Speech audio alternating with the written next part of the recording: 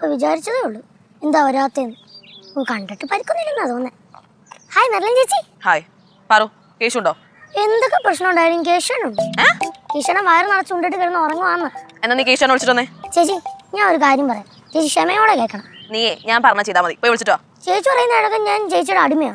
പാറു പാറു തന്നെ പേര്. എല്ലാരും ഇവിടെ കലിപ്പായി നിൽക്കുക. എന്ത് കളിപ്പായിട്ടിരിക്കാന്ന്? നിനക്ക് ടെൻഷൻ പറഞ്ഞാൽ മനസ്സിലാവില്ല പാറു. എനിക്ക് എല്ലാം മനസ്സിലാവും. ഞാൻ കൊച്ചാന്ന് പറഞ്ഞോണ്ടേ എന്നെ കൊച്ചാക്കണ്ട.